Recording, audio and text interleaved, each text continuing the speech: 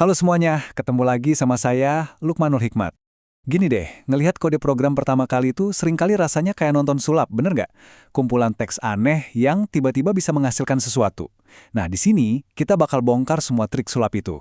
Kita akan bedah satu persatu bagian paling dasarnya, dan di akhir nanti saya jamin Anda bisa bikin program sederhana sendiri.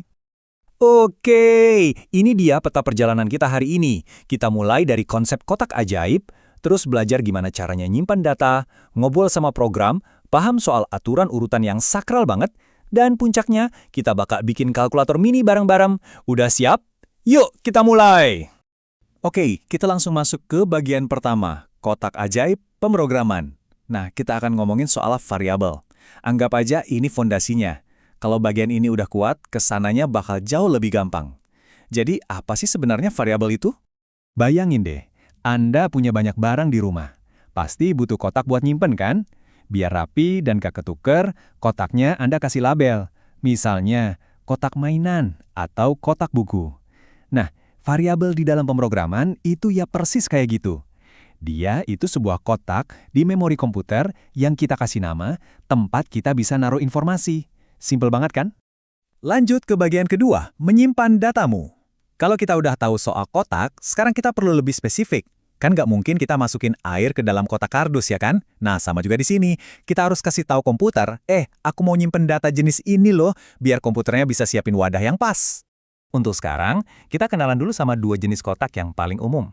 Yang pertama itu int, kependekan dari integer. Ini khusus buat nyimpan bilangan bulat. Nggak pakai koma. Contohnya umur, jumlah siswa, pokoknya yang utuh. Yang kedua, itu float. Ini buat angka yang ada koma-komanya, alias desimal, kayak tinggi badan atau harga barang. Jadi ingat ya, int buat yang bulat, float buat yang ada pecahannya. Selanjutnya, bagian 3. Nah, ini bagian yang seru, berbicara dengan program. Gimana sih caranya kita masukin sesuatu ke dalam kotak kita? Terus gimana caranya kita ngintip lagi isi kotaknya? Ini semua tentang input dan output. Yuk kita lihat caranya. Coba perhatiin kode di sini. Baris int umur, itu artinya kita bilang ke komputer, tolong siapin satu kotak namanya umur, khusus buat angka bulat ya. Sama juga buat float tinggi, itu buat angka desimal.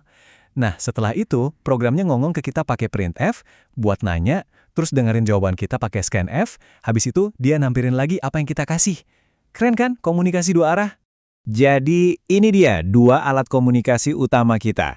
Gampangnya gini, printf itu mulutnya program. Dia yang nampilin tulisan di layar, sementara scanf itu kupingnya program. Dia yang nunggu kita ngetik sesuatu dari keyboard. Printf buat cetak, scanf buat pindai. Sekarang, coba perhatiin lebih teliti lagi deh. Waktu mau nampilin tinggi badan, kok kodenya aneh ya? Ada persen point to F, kenapa nggak persen F aja? Nah, ini pertanyaan penting. Perbedaan kecil ini nunjukin seberapa besar kendali kita buat ngatur tampilan data. Coba deh pikirin dulu sebentar, kira-kira bedanya apa ya? Lanjut, ada satu aturan yang ini nggak bisa diganggu-gugat sama sekali dalam pemrograman. Aturan emas. Jadi gini, komputer itu patuh banget.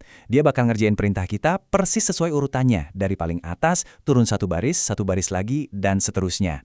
Nggak bisa lompat-lompat. Urutannya itu logis banget dan nggak boleh kebalik. Gini alurnya. Pertama, minta data dulu dari pengguna. Itu namanya input. Kedua, setelah datanya dapat, baru deh kita olah. Kita hitung atau kita apain aja. Itu namanya proses.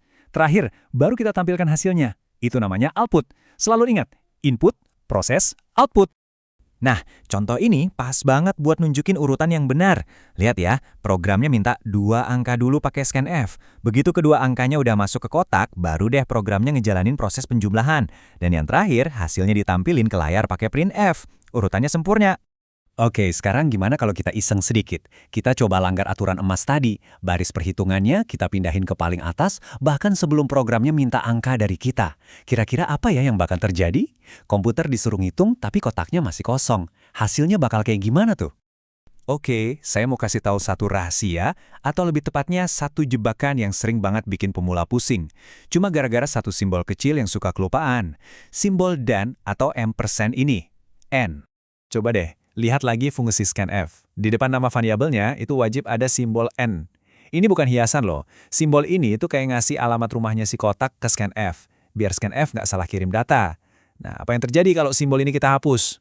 Kemungkinan besar, programnya bakal error, crash, Atau ngasih hasil yang super aneh. Ini kesalahan paling umum, jadi hati-hati ya. Baiklah, kita udah belajar soal kotak, jenis-jenisnya, cara ngobrol sama program, dan aturan urutan yang sakral. Sekarang, saatnya kita gabungin semua kepingan puzzle itu. Kita akan coba bikin sesuatu yang beneran berguna. Nah, ini dia tantangannya buat Anda. Tugasnya simpel, tapi ini bakal ngetes semua yang barusan kita pelajarin. Anda diminta bikin kalkulator buat ngitung luas. Berarti, Anda butuh input buat panjang dan lebar, butuh proses perkalian, dan terakhir, butuh output buat nampilin hasilnya. Dan ini dia hasil akhir yang harus dicapai sama program Anda.